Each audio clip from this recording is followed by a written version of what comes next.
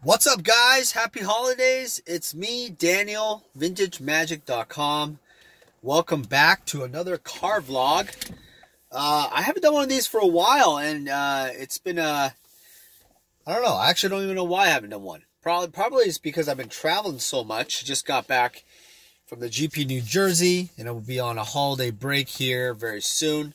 But today's video is going to be about a very interesting topic I've been wanting to do for a very long time. And I might as well just do it because of the fact of the recent spike on Bazaar Baghdad and all those Arabian Nights cards. We might as well just talk about it. Like, what the hell is going on with that? The video is going to be more about why people are freaking out. How do people even evaluate or get their information on this supposed price spike? I don't even think people understand what this really means, a price spike. But let's go through it. All right, so number one, there are on MTG Goldfish and MTGstocks.com. People use these websites as kind of a gauging tool to see how certain cards are going and the economy of Magic, whatever you want to call it. And they evaluate hot cards that are, spiking up and trending. Well, the problem with these websites are they use data from a few places. Number one, they use eBay. They use TCG Player.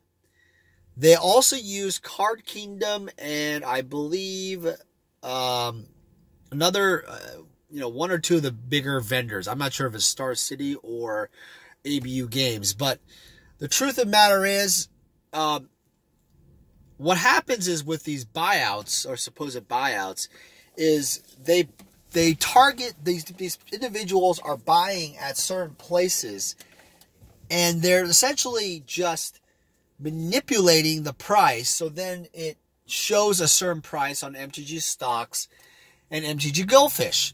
Now, then everybody starts freaking out, thinking that the cards are worth what they're worth. Okay, do you see the problem? That's the problem right there. Yep, you're feeling it. Is when there really isn't organic growth on a card, and it just shoots up like crazy. There's even like a graph that goes right to the top. I think Bazaar was like at $900 or something. Now it's like at $2,000. It's just price manipulation. Do you honestly think these cards are holding their value, or is it just a game? Now I got my friend Rudy from Alpha Investments. He did a little video on Bazaar Baghdad. And he was going to put everybody on notice for 24 hours. And I thought it was very interesting experiment. Because it does show you that someone who has any kind of money can easily manipulate and also influence, can manipulate the market. This unregulated New York Magic Exchange, what he calls it, which is very funny. And you can just go ahead and change up the pricing and just mess around with everybody. But the thing is, though, it doesn't hold any weight long term. The real value long term is going to be a multiple combination of things. Number one, it's going to be people actually coming into old school Magic and vintage and stuff, buying those cards. That's number one.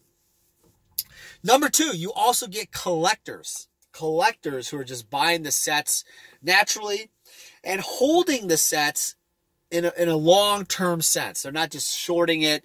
They're not selling it quickly. They're actually building their collections long-term. Another thing is you get people buying more than just one. So four of, like Bazaar Baghdad. You notice that Library of Alexandria didn't really grow in a level like Bazaar Baghdad. And the main reason why is that library has been going on for a very long time, and people have already known about what library is all about. People have been collecting it. But because it's a one-of card, it's not there's not that exponential usage like a Bazaar Baghdad. And also something to note is that back in the day, Bazaar Baghdad was one of those cards that, well, people thought that it was like a crappy card. And for many years, they were just, I think it was going for like $15 or something back in the day. People didn't keep their Bazaar Bagdads. I believe there was a bunch thrown away. It just was one of those like, kind of black sheep cards. But Library has always been and forever will be an iconic Magic card. Iconic Masters. I'm just kidding. It's never going to be Iconic Masters, obviously. But that's the thing, is that Library can't ever, it'll be harder for Library to reach higher heights to a quick level like Bazaar. Now, I am not saying Library won't, which I actually believe that it will. Long-term, Library and Bazaar, and now even Juzam Djinn, if you look carefully, has reached over that $1,000 plus mark. And, I'm talking about like mint condition, easily. And you're not going to see those cards ever go down to below 1,000 range, in my opinion, for mint condition cards. But that's what the buyouts do. They do manipulate the market to maybe like a large number, like 2,000 something, but they will go back down. And when they go back down, they will not go ever to the levels that they used to be. It'll go, maybe about, I'll probably say, 30-40% trace back from the buyout point. But I do think long-term, Bazaar, Library, Juzam, these cards will all be 2,000 plus cards minimum floor price. Even Mishra's Workshop, I know a lot of you guys, probably will argue, well, Workshop's only used in, just Workshop, decks and stuff for vintage, but why would that go up? Because it is so iconic. There's only, you have to have 4 of them. It's used in all these decks. But most importantly, I really feel like there's going to be resurgence of set collecting throughout the years of Magic. Something that is, I don't think people really understand, is that people want to own the older cards, and it's really nostalgic. Take into account like basic lands. I did my video about basic lands and how that would work. And basic lands have going up like crazy, like hotcakes. It wouldn't surprise me that alpha beta lands become $100 each one day. In fact, I've been selling some of them at $25, $35, $40 a mint basic land, near mint to mint condition, unplayed. Now, played once, will take a little longer, but I still feel basic lands, man, they're just the, like, forget all of these foil unstable lands.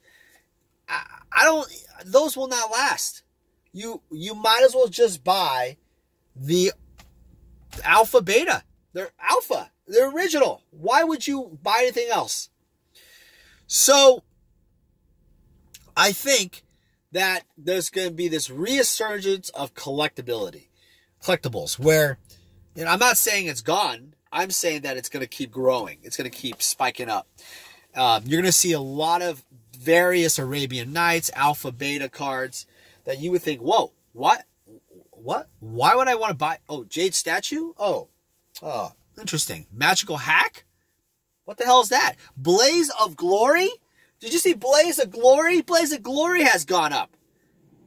I love that card. I've been buying those cards for like $5, $10, and now they've gone up. There's like a wannabe buyout of that card. Maybe it's also used in some old school Magic decks, but that's my whole point, is that when it comes to these reserve list old cards, you never really know when it's going to happen.